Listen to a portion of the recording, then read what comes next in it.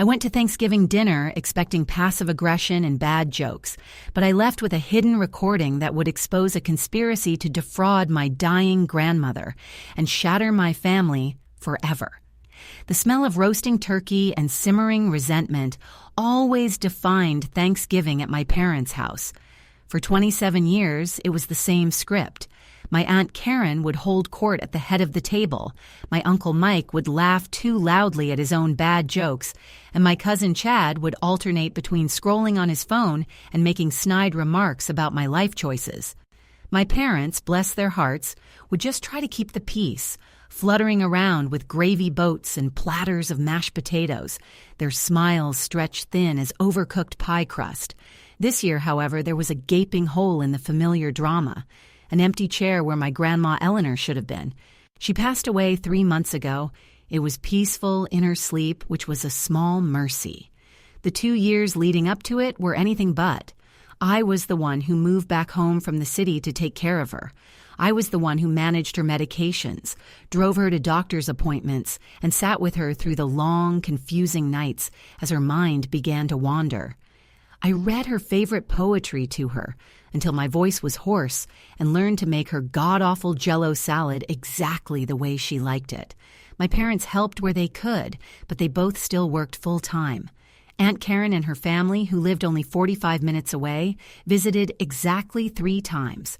Once for her birthday, where they stayed for an hour and gifted her a scented candle she couldn't smell, and twice more when they happened to be in the area.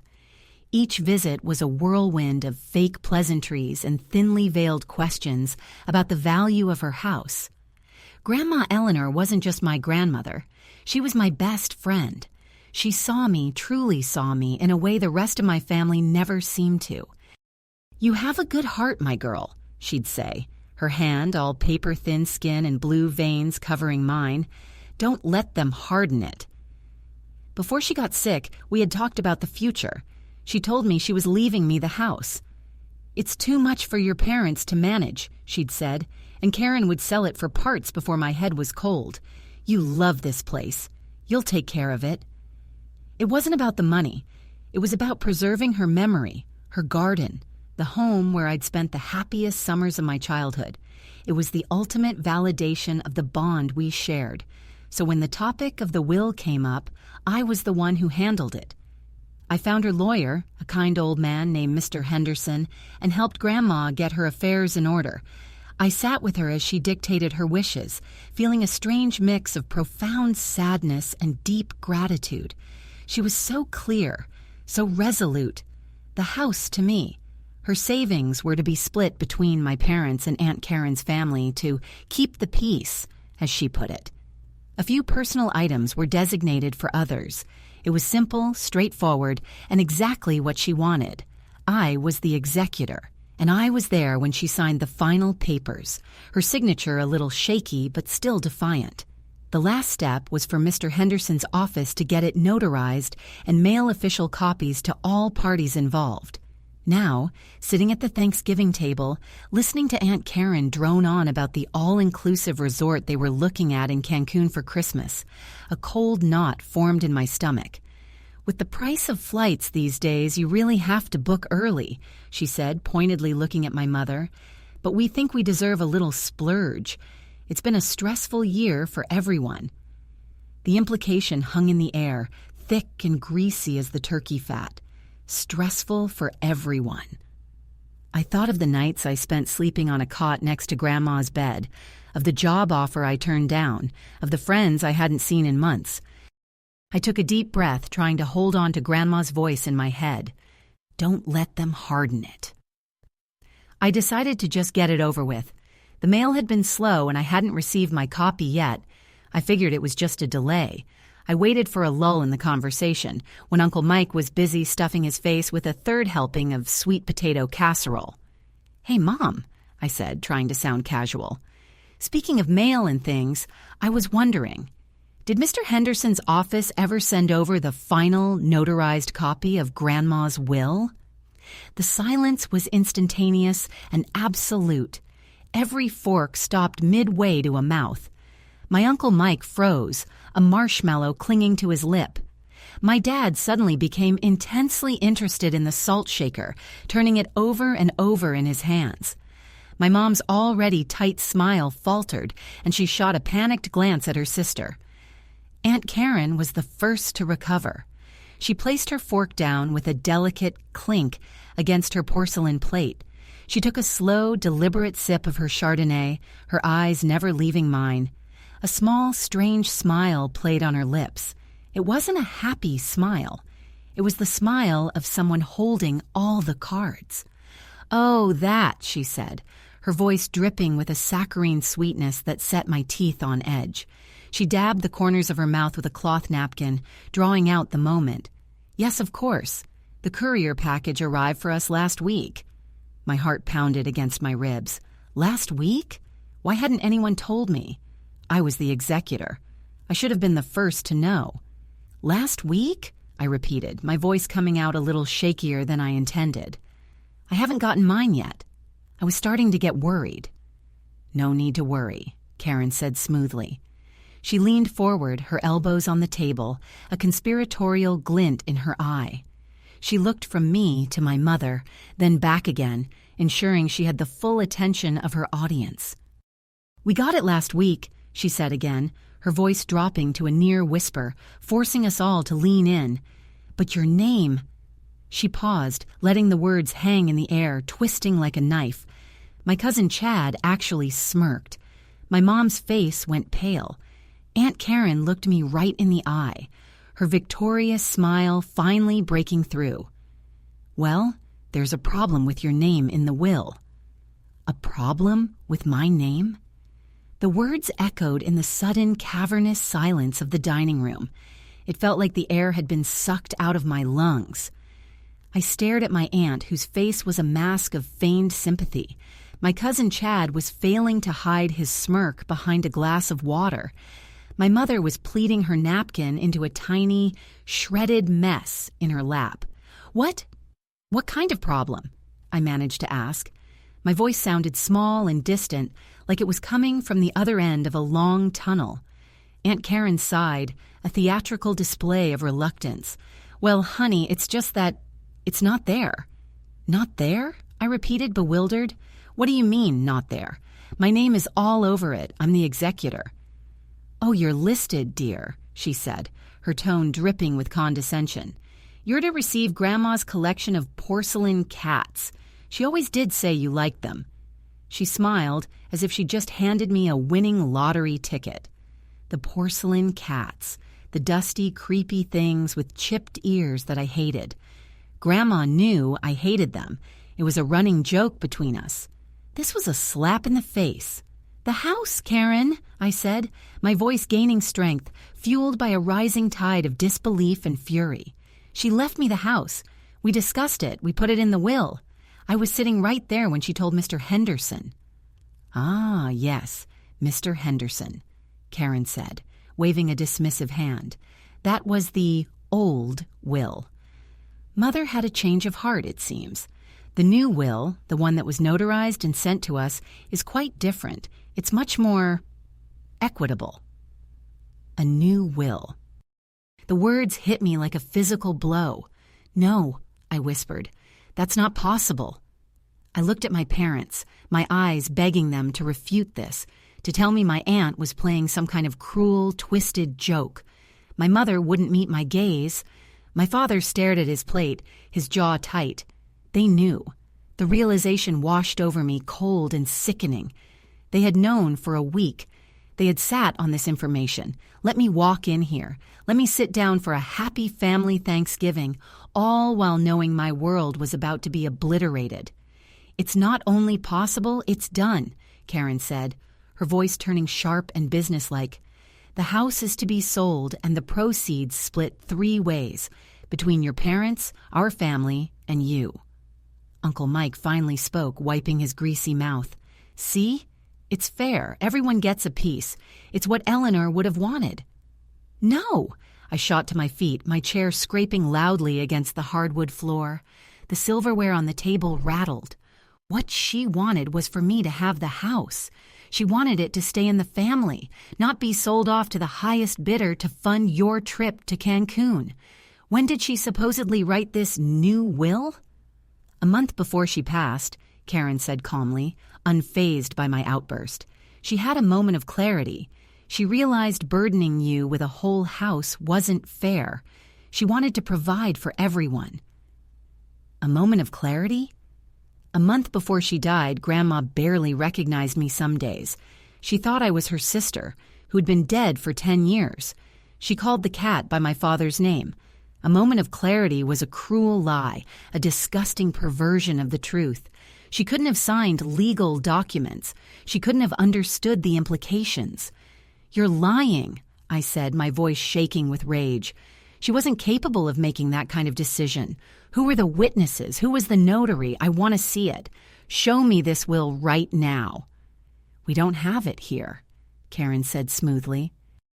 "It's a legal document. It's being held by our lawyer. There will be a formal reading after the holidays. This is neither the time nor the place." "The hell it isn't," I snapped, my composure shattering completely. "You bring this up at the Thanksgiving table, in front of everyone, and tell me it's not the time or the place." I turned to my mother, tears of betrayal stinging my eyes. "Mom, how could you? How could you know about this and not tell me?" My mother finally looked at me, her face crumbling. "Honey, we were going to. We didn't know how. So you just let her do it?" I gestured wildly at Karen. "You let her spring it on me like this? After everything I did? After the last 2 years of my life?" My father finally looked up, his face etched with guilt. He looked older than he had that morning. "It's complicated, sweetheart," he mumbled, his voice thick. "Complicated." I laughed, a harsh, ugly sound. "It seems pretty simple to me. My grandmother's dying wishes have been thrown in the trash by her greedy daughter, and her own son is letting it happen." "That's enough," my father said, slamming his hand on the table. "You don't know the whole story." "Then tell me," I screamed. "Tell me how Grandma, who couldn't even sign her name on a birthday card, managed to sign a brand new, complex legal document completely reversing her entire estate plan." My dad winced, cornered. He looked from me to Karen, who gave him a slight, almost imperceptible shake of her head. He was trapped between his sister and his daughter, and he was failing miserably. He took a deep breath, looking like a man about to walk off a cliff. "Honey, listen," he began, his voice dropping to a low, pleading tone. "We didn't know what to do. It happened so fast. Karen was the one who took her to the new notary. She said Eleanor insisted on it." Karen was the one who took her to the new notary. The words hung in the air, a confession wrapped in an accusation. My father wouldn't look at me, but I could feel the shame radiating off him in waves. He had outsourced his responsibility as a son to his predatory sister. "You let her?" I whispered, the rage inside me cooling into something harder, sharper. "You let Aunt Karen, who could barely be bothered to call Grandma on her birthday, take her to handle the single most important legal document of her life, a new notary—" "I wasn't thinking," my father stammered, his hands fluttering helplessly. "Karen called.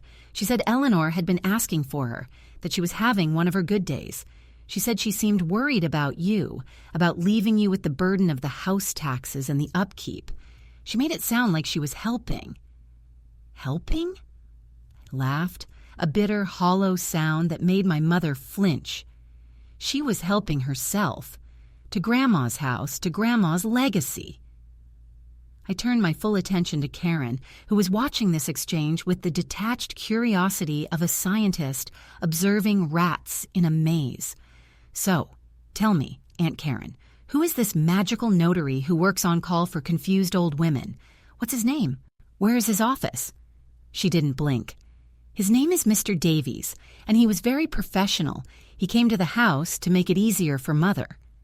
"He came to the house," I repeated slowly, letting the lie settle in my mind.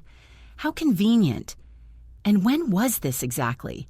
This miraculous good day when Grandma suddenly decided to rewrite her entire life's plan?" "It was October 12th, Karen said, the date rolling off her tongue with practiced ease. "A Thursday. She was sharp as a tack. We had a lovely chat over tea before Mr. Davies arrived. October 12th. The date landed in my brain like a stone.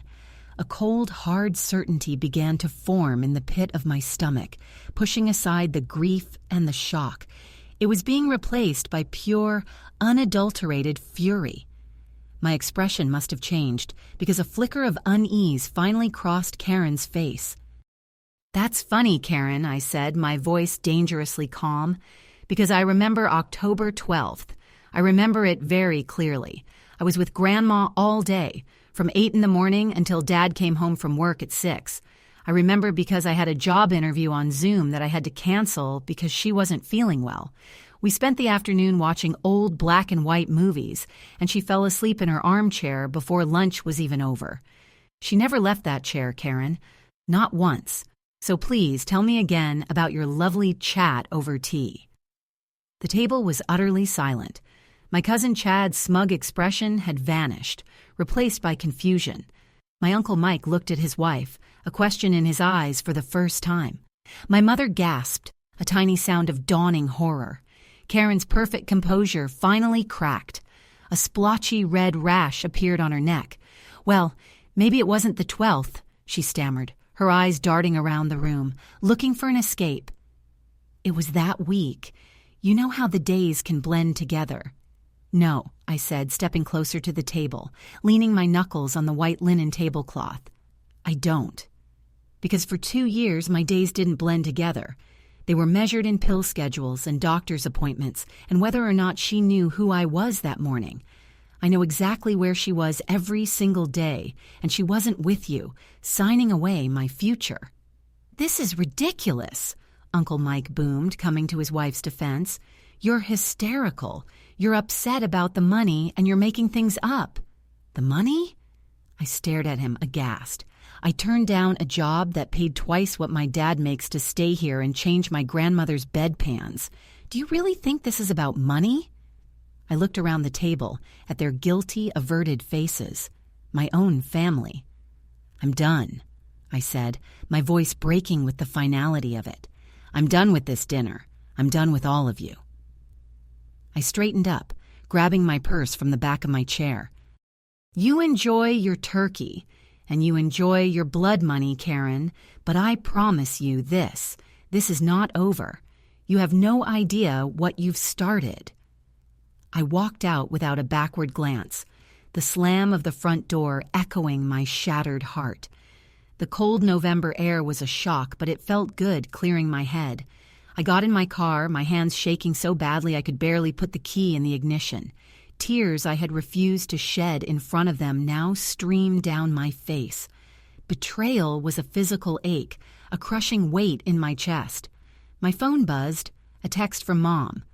"Honey, I'm so sorry. Please call me." I swiped it away. My mind raced. A lie about the date meant the entire story was a lie. The notary, the witnesses, the signature, it had to be a forgery. But how to prove it? Mr. Henderson. I had to call Mr. Henderson first thing in the morning. But I needed more. I needed something concrete. Instead of driving home to my tiny apartment, I found myself turning down the familiar street that led to Grandma's house, the house that was supposed to be mine. It was dark and empty now, a silent monument to what I had just lost. I parked in the driveway using the key she'd given me years ago. Letting myself in, the familiar scent of lavender and old paper enveloped me, and a fresh wave of grief washed over me. I went straight to her small office, the room where we'd spent so many hours, the room where she signed the real will. Karen and my parents had done a cursory clean-out, but most of her things were still here. I looked at her desk calendar, flipping back to October, the 12th. There, in my own handwriting, was a note. 9 a.m. Call doctor for G. No appetite. Proof. It wasn't much, just my word against hers. But it was a start. I searched the desk, looking for anything out of place. A stray document, a business card, anything with the name Mr. Davies on it. Nothing. Frustrated, I moved to her closet, digging through boxes of old photo albums and neatly folded sweaters. In the very back, behind a stack of hat boxes, My fingers brushed against cold metal. I pulled it out. It was a small gray safe box, the kind you buy at an office supply store. I had never seen it before. It was locked. My heart hammered. This had to be it. I found a screwdriver in the kitchen junk drawer and after 10 minutes of frantic work, managed to pry the lock open. Inside, there was no legal document. There was just a single thick envelope with my name scrawled on the front in Grandma's shaky, familiar handwriting. My hands trembled as I opened it. A folded piece of paper sat on top of something small and hard. I unfolded the note first. It read, "My sweet girl, if you are reading this, it means Karen has done what I feared. She came today with her husband and another man. They had papers. They said it was just to help you. I was so tired and confused, I don't even know what I signed. I tried to say no. I tried to tell them to call you. They wouldn't listen, but I remembered what you showed me. The little gadget for my stories." My eyes darted to the object beneath the note. It was a tiny digital voice recorder I'd bought her a year ago so she could dictate memories when her hands were too arthritic to write. Her stories. The power button was still switched to on. A tiny red light was blinking, indicating a full memory card. My breath caught in my throat. The blinking red light on the tiny recorder was like a beacon in the dusty darkness of the closet. The little gadget for my stories. She had remembered. In the fog of her confusion and illness, in the face of her daughter's coercion, a part of her had been lucid enough to fight back in the only way she could. My hands shook so violently I almost dropped it. This wasn't just a voice recorder. It was my grandmother's last stand. It was her voice, reaching out to me from beyond the grave. I didn't have headphones, so I held the device up to my ear, pressing the play button with a trembling thumb. The audio was slightly muffled, the sound of fabric rubbing against the microphone, as if it had been hidden in a pocket or tucked into the folds of her armchair. Then I heard it. Aunt Karen's voice, sharp and impatient. "Just sign here, Mother. It's just a formality. It's to make sure the house sale goes smoothly." My grandmother's voice was next, faint and quavering. "But I don't want to sell the house.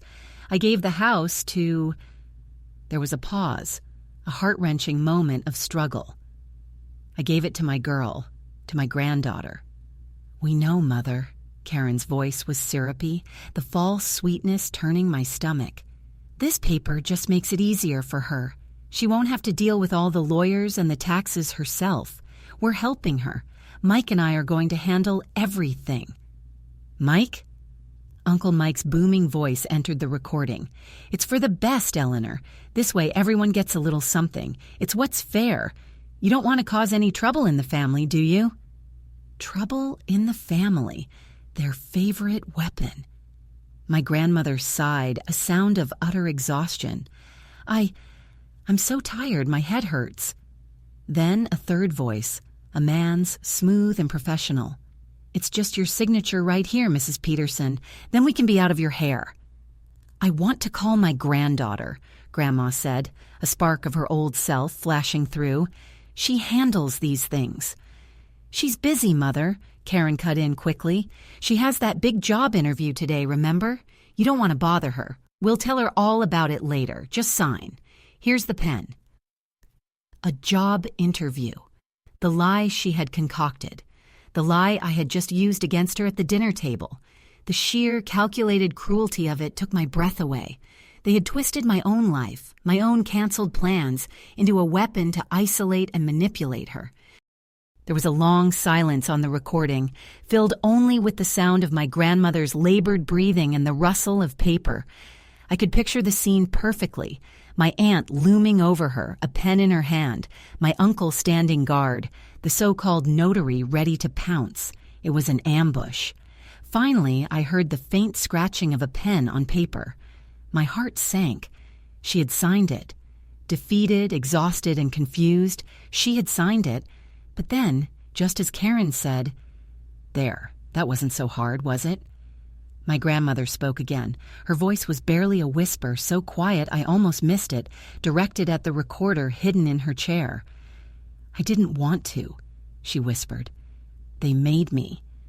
I hope you hear this, my girl. I'm sorry." The recording ended.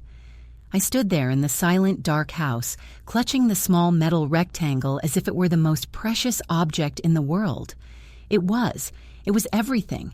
It was proof. It was her testimony. It was the truth. The tears I'd been fighting back now flowed freely, hot tears of grief, rage, and a profound, aching love for the woman who had fought for me, even in her final, fading days. I spent the rest of the night at her house, unable to leave. I made a copy of the audio file and uploaded it to a secure cloud drive, emailing a copy to myself as a backup. I sat in her armchair, the one she'd been sitting in during the recording, and planned my next move. The shock had worn off, replaced by a cold, clear resolve. This was no longer just a family squabble over an inheritance. This was elder abuse. This was fraud. Aunt Karen hadn't just stolen a house. She'd stolen my grandmother's final moments of peace and dignity. The next morning, I didn't call my parents. I didn't call Mr. Henderson. My first call was to the best probate litigation attorney I could find in the city. I explained the situation, my voice steady and firm, laying out the facts. The original will, the sudden appearance of the new will, my aunt's lie about the date, and finally, the existence of the recording. There was a long pause on the other end of the line. "Miss Miller," the lawyer, a woman named Ms. DeLuca, finally said, her voice sharp and focused, "Do not speak to any of your family members. Do not tell them what you have found. We are going to file an emergency petition to contest the will and a motion for discovery. We'll subpoena this Mr. Davies and demand the original document for a signature analysis. This recording, this is what we lawyers call a smoking gun." Armed with a plan and a powerful new ally, I felt a surge of strength. I spent the next 2 weeks gathering evidence. I got a signed affidavit from my grandmother's primary care physician stating that she lacked the testamentary capacity to sign legal documents in her final months. I pulled my phone records, showing I had called to cancel my Zoom interview on October 12th due to a family health issue. I found the receipt for the voice recorder, proving I had purchased it over a year ago. Every piece of paper was another stone in the wall I was building, a fortress to protect my grandmother's memory. The formal will reading was scheduled for the Monday before Christmas at the office of Karen's lawyer. I walked in alone, my face a neutral mask. My parents were already there, looking haggard and miserable.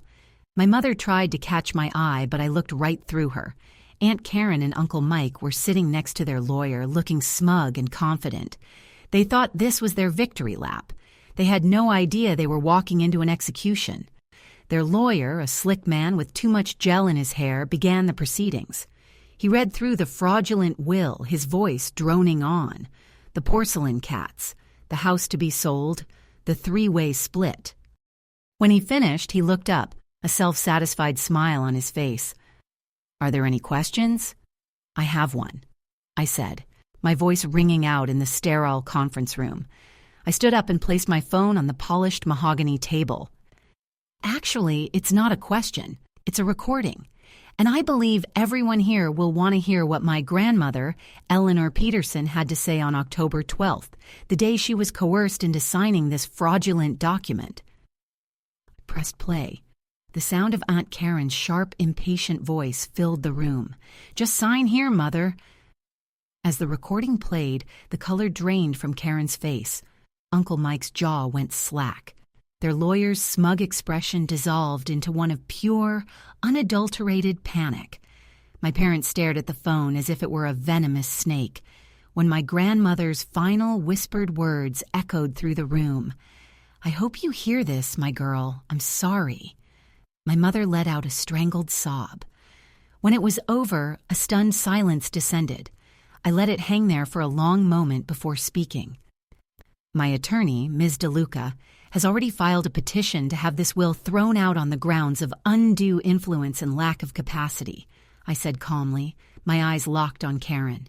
She's also filed a police report for elder abuse and fraud. She tells me that a criminal investigation is likely to follow. Karen shot to her feet, her face a blotchy mess of rage and fear. "You little bitch! You were always her favorite. This is an invasion of privacy." "Is it?" I countered, my voice dripping with ice. "Or is it evidence?" I turned to the lawyer. "I believe this meeting is over." Then my father, who had been silent and ashen-faced throughout the entire ordeal, finally spoke. His voice was choked with emotion. "Honey, wait." He looked at me, his eyes filled with a desperate, pleading shame I had never seen before. "There's something else. Something you don't know. It's not just about the house. It's about why I let it happen." He took a shaky breath, his gaze shifting to his sister with a look of pure loathing. "It's about what Karen was holding over my head." The air in the sterile conference room crackled with tension. All eyes swiveled to my father. Aunt Karen's face, which had been contorted with rage, was now frozen in a mask of alarm. "Don't you dare, Robert," she hissed, her voice a low, threatening whisper. But my father wasn't looking at her. He was looking at me, his expression a miserable mix of guilt and desperation. "Holding what over your head?" I asked, my voice flat. I felt a strange detachment, as if I were watching a play unfold from a great distance. After the betrayal I'd already endured, I couldn't imagine what else could possibly shock me. My dad swallowed hard, his Adam's apple bobbing. "It was. From a long time ago, before you were born, I made a mistake, a big one." He glanced at my mother, who was now weeping silently, her face buried in her hands. "I was young and stupid. I got into some financial trouble with my first business venture. I took out a loan, a bad one, and when I couldn't pay it back, things got ugly. I panicked." He paused, the silence stretching on, thick with unspoken shame. "I borrowed money," he finally choked out, the words tasting like poison in his mouth. "From Grandma Eleanor, from her savings. I told her it was an investment for her, a sure thing. But it wasn't. I lost it all. Every penny." I stared at him, my mind struggling to process the confession. My father, the man who always preached about honesty and hard work, the man who scrutinized every one of my financial decisions, was a thief. He had stolen from his own mother. "I was going to pay her back," he continued, his voice cracking. "I swear I was. I got a new job. I was putting money aside, but it was a lot. And Karen found out. She found the old promissory note I'd signed. She's had it all these years. A little piece of leverage, just in case she ever needed it." Suddenly, it all clicked into place. The years of my aunt's casual dominance over my father, the way he always capitulated in family arguments, the way he and my mother always seemed to walk on eggshells around her. It wasn't just sibling dynamics. It was blackmail.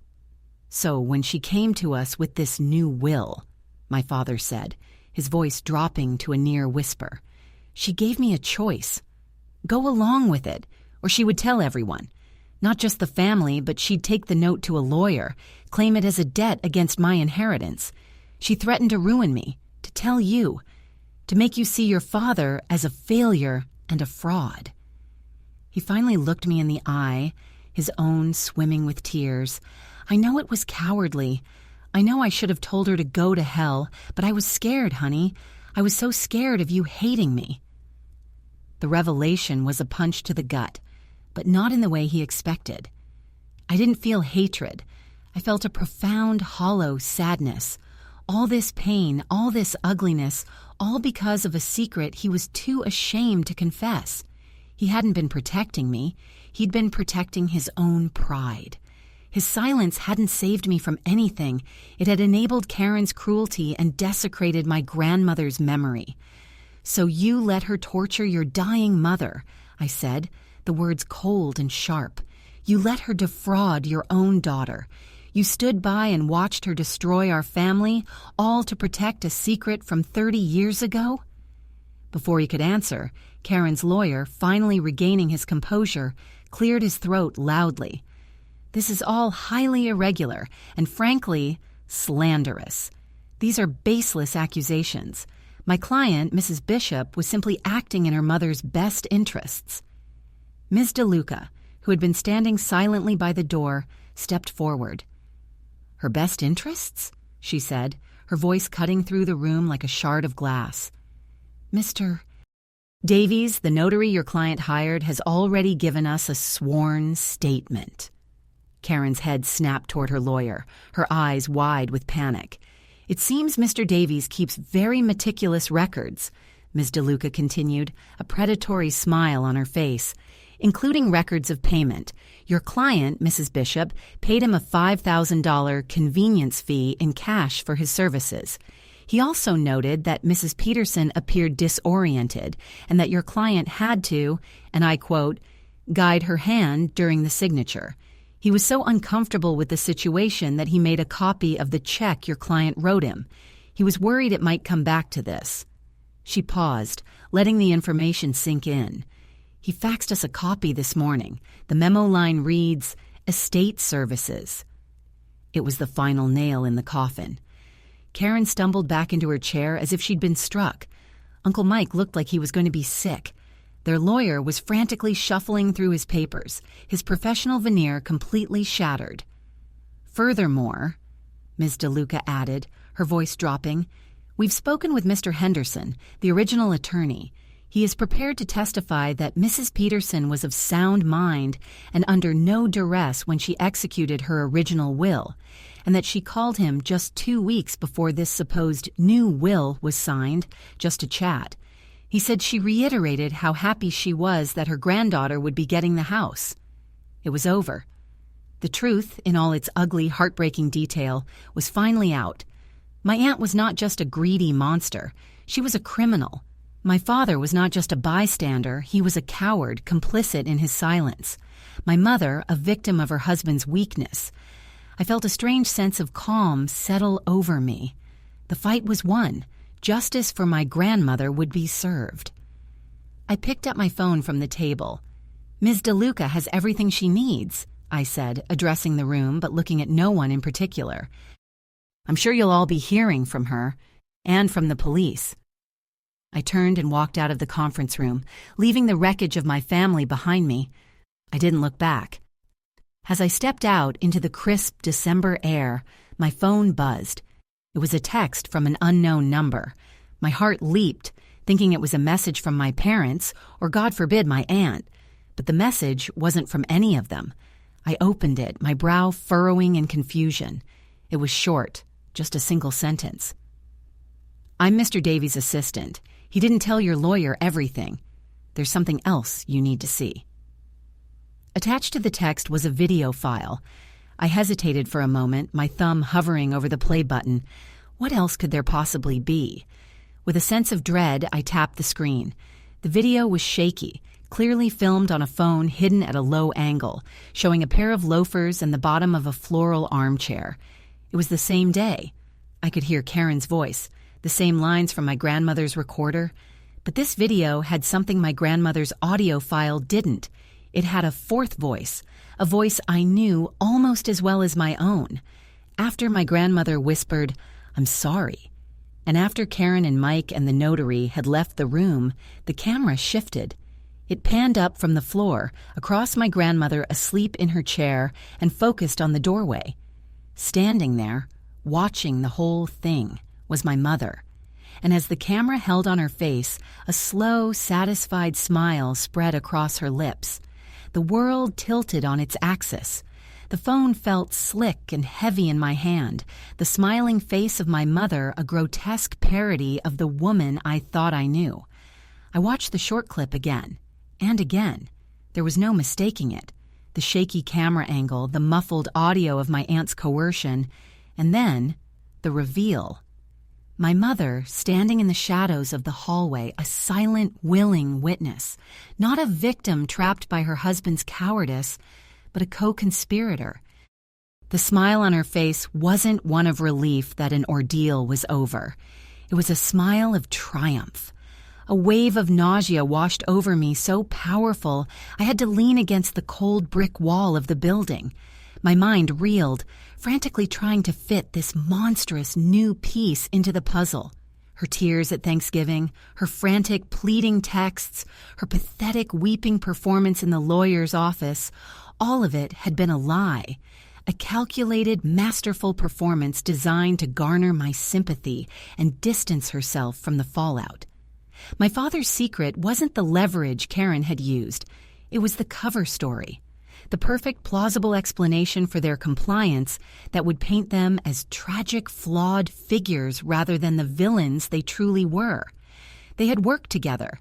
My mother and my aunt, the two sisters united in their greed. The sadness I had felt for my father curdled into a white-hot rage. He wasn't just a coward, he was a fool. A pawn in a game orchestrated by his wife and sister. Had he known? Was he in on it too? Or was he just the convenient scapegoat they had both agreed upon? Looking back at his performance, his tearful confession, it seemed genuine. The shame felt real. They had played him just as much as they had played me. My phone buzzed again. Another text from the unknown number, Mr. Davies' assistant. He made me delete the original file, said it was too risky, but I made a copy. I couldn't let them get away with it. Your grandmother was a sweet lady. A complete stranger had shown more loyalty to my grandmother's memory than her own two children. The irony was suffocating. I typed a quick reply. Thank you. Can I ask why you're showing this to me now and not to my lawyer? The response came instantly. Because your lawyer is going after your aunt. But I saw your mom's face. That wasn't a woman who was being forced into anything. This is a family matter. I thought you should be the one to decide what to do with it. He was right. This changed everything. Ms. DeLuca was building a legal case against Karen. But this implicated my mother in a way that was far more personal, far more devastating. This wasn't just about a house or a will anymore. This was about the fundamental truth of my own life, about the woman who had raised me. I walked in a daze, finding a small park and sinking onto a cold bench. What did my mother have to gain? The three-way split meant she and my dad would get a third of the house's value. It was a significant amount of money, sure, but was it enough to justify such a profound betrayal? It had to be more than that. Karen was the obvious ringleader, driven by pure greed and a lifetime of resentment. But my mother's motivation felt deeper, more insidious. I thought back over the past 2 years, her constant comments about how tired I looked. You're sacrificing your youth for this, honey. Are you sure it's what you want? Her gentle suggestions that maybe a nursing home would be more comfortable for everyone. At the time, I'd seen it as maternal concern. Now, I saw it for what it was, a campaign, a slow, subtle chipping away at my resolve, an attempt to make me feel like the burden was too great so that when the time came, their solution would seem like a mercy. She resented me. She resented my bond with Grandma Eleanor. While I was receiving my grandmother's love and ultimately her legacy, my mother was on the outside looking in, saddled with a husband whose past mistakes were still shackling them. She didn't want a piece of the inheritance. She wanted to burn the whole thing to the ground so that I couldn't have it. If she couldn't be the favored daughter, she would ensure I wouldn't be the favored granddaughter. The cold seeped into my bones, a chilling echo of the ice that was forming around my heart. I saved the video to my secure drive, alongside the audio file.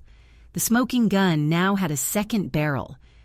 That evening, I did something I thought I would never do again. I drove to my parents' house. I needed to see her face. I needed to look her in the eye, knowing what I knew. I let myself in with my old key. They were in the living room, sitting in silence, the television on but muted. My father was staring into the empty fireplace, a broken man. My mother was knitting, her hands moving with a calm, steady rhythm that made my skin crawl. She looked up when I entered, and her face lit up with a carefully constructed expression of relief and hope. "Oh, honey, You came. I've been so worried. I'm so sorry about everything. Your father and we've been talking. What Karen did was unforgivable. Yes, it was, I said, my voice devoid of emotion. I stood in the entryway, not moving any further into the room. Unforgivable. My father finally looked at me. I know you hate me, he said, his voice raspy. I deserve it. I let you down. You did, I agreed. I looked at my mother, at the perfect picture of maternal contrition she was painting. But you didn't do it alone, did you? Her knitting needles stopped clicking. A flicker of confusion, or was it panic, crossed her face. What are you talking about, sweetie? Of course, Robert didn't mean for any of this to happen. I'm not talking about Dad, I said, taking a step into the room. I pulled out my phone. I'm talking about you. I held it up, the screen facing her. I didn't press play. I just let her see the still image of the video's thumbnail, her own smiling face, illuminated by the light from the hallway, watching her mother be robbed of her last shred of dignity. The color drained from her face. The ball of yarn rolled from her lap and across the floor, leaving a trail of useless blue thread in its wake. She stared at the phone, her mouth opening and closing like a fish, but no sound came out.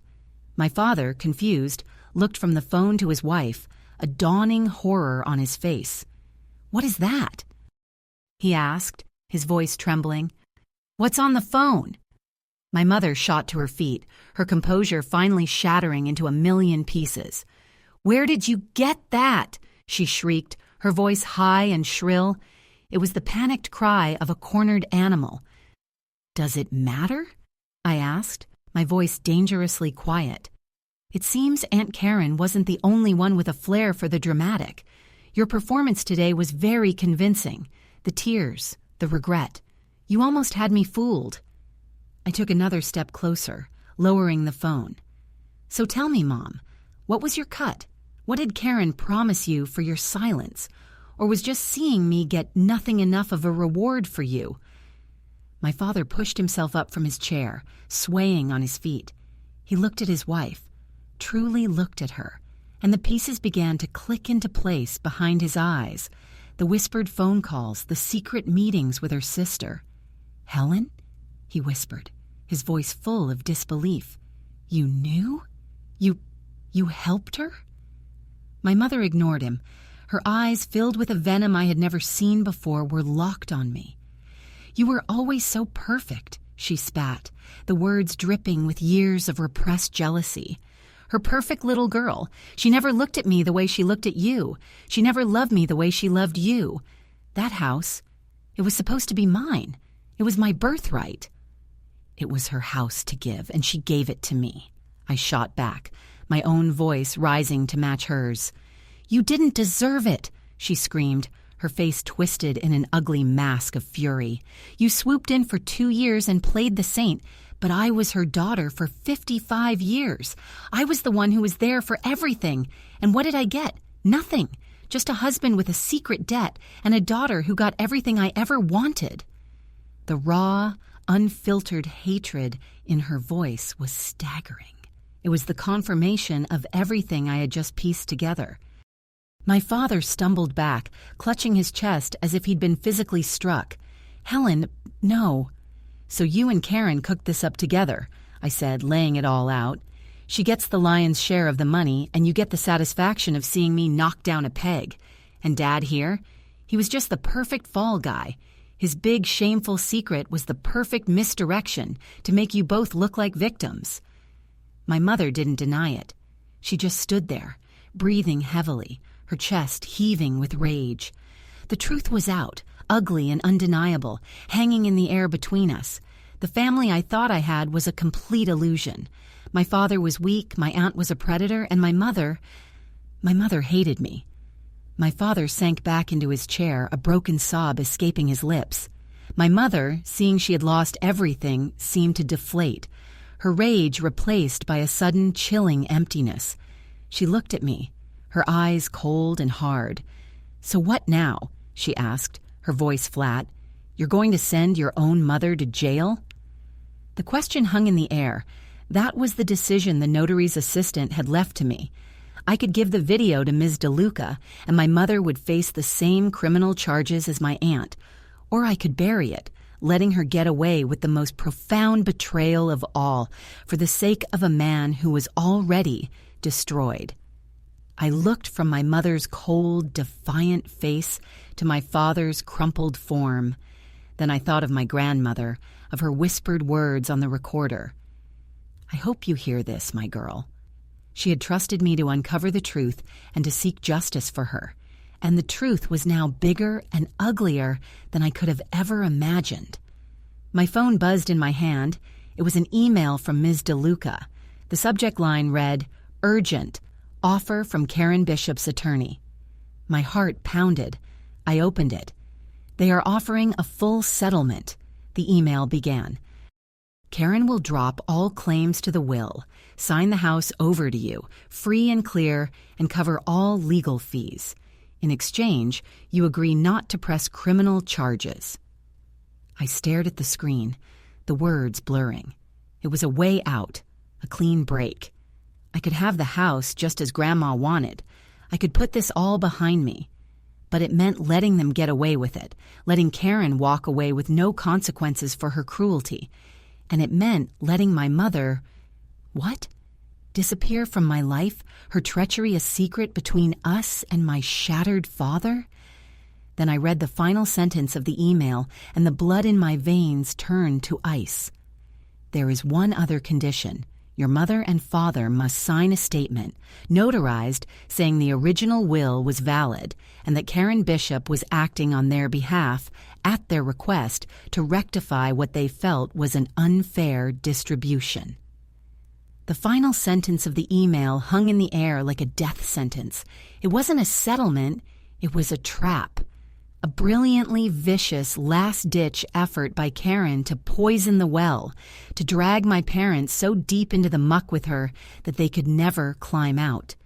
If they signed that document, they would be legally admitting to conspiracy to commit fraud.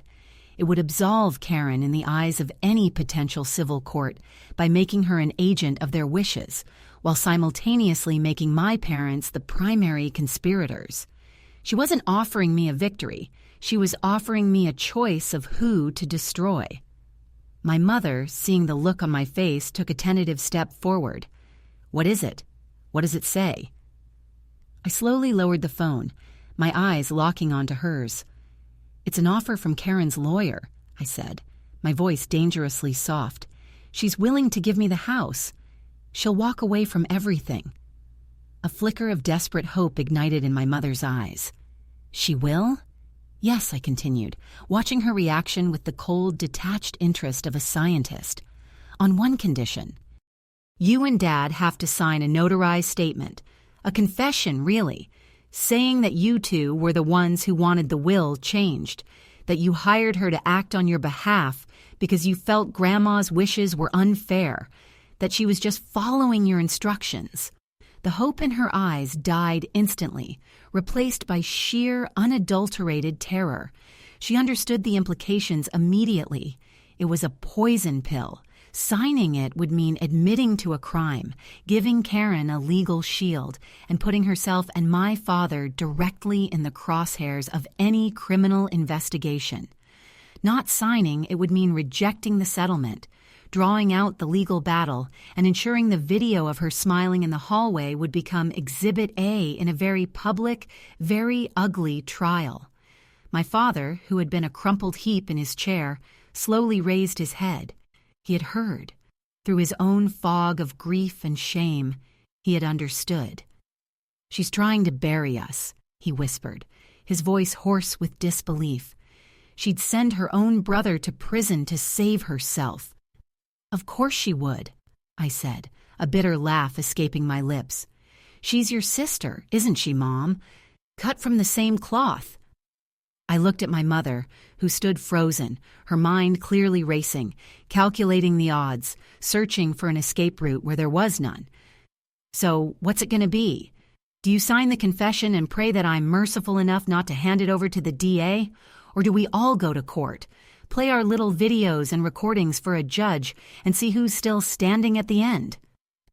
My mother stared at me, her face a mask of desperation. The years of resentment, the carefully hidden jealousy, the smug satisfaction I'd seen in the video, it was all gone, burned away by the raw, primal fear of consequence. She was trapped. Karen's move was diabolical, but it had one flaw. It relied on the assumption that my mother's instinct for self-preservation was stronger than her hatred for me. It forced her to choose between two outcomes: potential ruin at the hands of the law or definite ruin at the hands of her daughter. "There has to be another way," she stammered, wringing her hands. "We can reason with her. Robert, call her. Tell her we won't sign it." "And then what, Helen?" my father asked, his voice dead. "Then your daughter shows the world that video of you smiling while your mother was being robbed. Then what?" The three of us stood there, a triangle of misery and betrayal, the silence thick with unspoken threats. The choice was mine, but I was going to make them live with the weight of it first. I forwarded the email from Ms. DeLuca to both of them. "You have 1 hour to decide," I said, my voice as cold and hard as the tile in the entryway. "You can talk to Karen. You can talk to your lawyers. You can talk to each other. I don't care. In 1 hour, I'm calling Ms. DeLuca back, and I'm either telling her to accept the settlement or I'm telling her to send the video of Mom to the district attorney's office. The choice is yours." I turned and walked out of the house, not waiting for a response. The cold night air felt clean, pure. I got in my car and drove, not to my apartment, but back to Grandma's house. I sat in the dark, silent living room, the way I had that first night. This house was the epicenter of everything, of my happiest memories, of my deepest grief, and now, of my family's implosion. Karen thought she was offering me a simple transaction, a house for my silence. But she was wrong. She was offering me power, the power to grant mercy or to exact revenge. My phone buzzed exactly 55 minutes later. It was my father. I let it ring twice before answering, my heart a cold, heavy stone in my chest. "We'll sign it," he said, his voice a ghost of what it once was.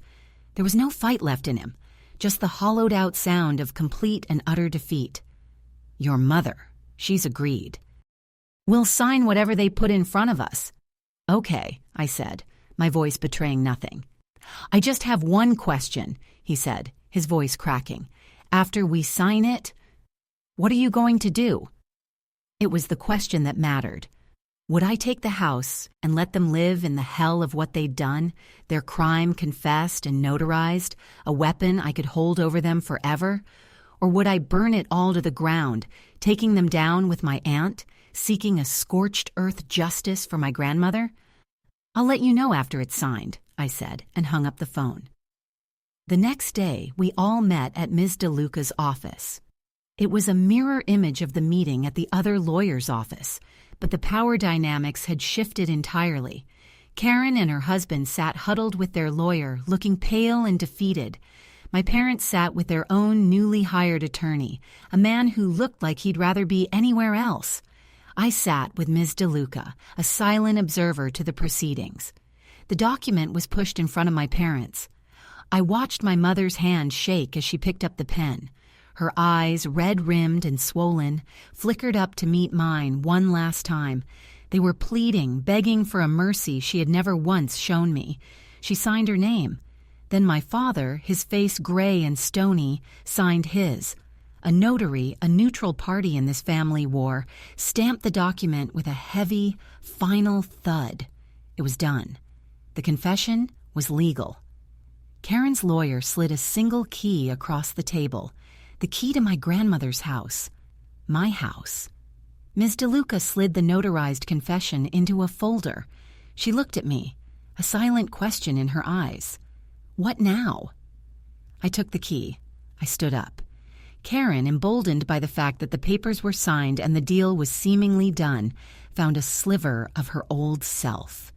"Well," she said with a sniff, I'm glad we could finally put this unpleasantness behind us and honor my mother's true wishes. A low growl rumbled in my chest. Unpleasantness. True wishes. After everything she had done, she still had the audacity to frame herself as the righteous one. My decision, which had been wavering on a knife's edge, solidified in that instant. I turned to Ms. DeLuca. "Thank you for everything," I said, my voice clear and loud enough for the whole room to hear. "I accept the settlement. The civil matter is resolved." A wave of palpable relief washed over both sides of the table. My mother sagged in her chair. Karen actually managed a small, triumphant smirk. They thought they had won. They thought it was over. "However," I continued, turning to face my family, the key cold in my hand, "the criminal matter is a different story." I pulled out my phone and placed it on the table. Then I pulled out the notarized confession my parents had just signed and placed it next to the phone. The police report for elder abuse and fraud against Karen Bishop still stands, and now I'd like to amend it. I have a video here of my mother's involvement and a signed confession from both of my parents detailing their conspiracy. I'm no longer interested in just getting the house back. I'm interested in justice for my grandmother. I looked directly at my mother, at her face, which had gone from relief to horror in a split second. I saw the final shattering understanding in her eyes. I had never been choosing between the house and justice. I was always going to take both. "You see," I said, my voice dropping as I leaned forward, making sure they all heard my final words. Karen's offer came with a fatal flaw. She assumed the confession was a shield for her, but she forgot something important. I paused, letting the weight of the moment settle in. In the state of Massachusetts, a confession to a crime doesn't absolve the co-conspirators. It just makes the district attorney's job a whole lot easier. The silence in Ms. DeLuca's office was absolute, broken only by the sound of my mother's ragged gasp. Karen's smirk had vanished, replaced by a slack-jawed expression of pure, uncomprehending panic. She looked at her lawyer, who could only offer a helpless shrug. He was a civil attorney, a specialist in wills and estates. He was completely out of his depth. He had been so focused on shielding his client from a civil suit that he had walked her and my parents directly into the path of a criminal prosecution. My father stared at the signed confession on the table, then at me, and a strange, broken sound came from his throat. It wasn't anger or protest. It sounded like the last gasp of a man who had finally hit rock bottom and realized he'd been digging his own grave all along. You can't," my mother whispered, her voice trembling. "I'm your mother." "And Eleanor was mine," I replied, my voice hard as steel. "She was my grandmother, and you stood by and smiled while your sister psychologically tortured her in her final days. You don't get to use the word mother to shield yourself from the consequences of that." I turned to Ms. DeLuca, who was watching the scene unfold with a look of grim satisfaction. "Please send copies of the video, the audio recording, and that notarized confession to Detective Miller at the 5th Precinct. Let him know we are ready to cooperate fully with his investigation." "With pleasure," she said, her voice crisp. That was the moment the dam broke. Karen erupted, screaming about betrayal and lawsuits, a tirade of empty threats that no one took seriously. Uncle Mike tried to pull her away, his face a pasty shade of gray. My mother simply crumpled, burying her face in her hands, her sobs echoing the ones she had feigned for my benefit just days before. These tears, however, were real. The aftermath was as swift as it was brutal. The district attorney, armed with an audio recording, a video, a notary's testimony, and a signed confession, moved quickly. Karen and my mother were charged with felony financial elder abuse and conspiracy. My father, thanks to his confession and my testimony about the blackmail, was offered a plea deal, full cooperation in exchange for a lesser charge of misprision of a felony. the crime of knowing a felony was taking place and failing to report it. He took it without hesitation. The trial, when it came, was short. The evidence was overwhelming. Karen's defense was that she was merely carrying out her parents' wishes, but the confession she had so cleverly engineered now served only to prove a wider conspiracy. My mother's lawyer tried to argue that she was under duress from her husband's secret, but the video of her smiling played for the jury on a large screen shattered that argument to pieces. In the end, Karen was sentenced to 3 years in state prison. Her greed had cost her everything. My mother received a lighter sentence due to having no prior record, 18 months with the possibility of parole after 9. My father was given 2 years of probation and a hefty fine. The family, as I had known it, was officially over, destroyed by a rot that had been growing for 30 years and which I had finally been forced to expose. During the months between the charges and the trial, I moved into my grandmother's house. At first, it felt haunted, every room echoing with the memory of the betrayal. I spent weeks just cleaning, purging the lingering scent of resentment and decay. I tore out the old carpets, painted the walls a warm, bright white, and let the sunlight pour in. I went through Grandma's things, carefully packing away her porcelain cats, and found a box of old photographs, pictures of a younger, happier version of my family, pictures of my mother as a little girl, smiling genuinely on my grandmother's lap. I looked at them for a long time, feeling a pang of sorrow for the people they had been and the people they had chosen to become. I sold off my father's old promissory note to a collection agency for pennies on the dollar, symbolically severing the last tie of that 30-year-old secret. I used some of the money from my grandmother's savings, the portion that would have gone to Karen and my parents, to put a new roof on the house and to hire a landscaper to restore Grandma's beloved garden to its former glory. My father called me once, a few weeks before his sentencing. His voice was quiet, stripped of all its old bluster. He apologized, not just for the will, but for everything, for his weakness, for his pride, for failing to protect his mother, and for failing to protect me. It was a hollow, broken apology, but it was real. I told him I heard him, and that was all I could offer. Forgiveness was a country I wasn't ready to visit yet. I never spoke to my mother again. She wrote me a letter from prison, a long, rambling screed filled with self-pity and blame. She blamed her father, Karen, me, and even my grandmother. It was the letter of a woman incapable of seeing her own reflection. I read it once, then I burned it in the fireplace of my new home, watching the ashes of her words float up the chimney and disappear into the night sky. Life is quiet now. The house is filled not with resentment, but with the scent of fresh paint and blooming roses from the garden. My friends from the city come to visit on weekends, filling the rooms with laughter. I took a job at the local library, a peaceful, fulfilling role that allows me to be close to home. Sometimes, when the house is quiet, I sit in my grandmother's old armchair and listen to her stories on the little digital recorder. I listen to her talk about her childhood, about meeting my grandfather, about the simple joys of her life. I skip over the last recording. I don't need to hear it anymore. I know how that story ends. Justice isn't always satisfying. It doesn't heal the wounds or erase the scars. The truth didn't set my family free. It simply held them accountable. But sitting here, in the house my grandmother wanted me to have, surrounded by her memory and the life I am building for myself, I found something better than satisfaction. I found peace, and I know, with a certainty that settles deep in my bones, that she would be proud. I didn't let them harden my heart. I just learned to use it to fight for what was right.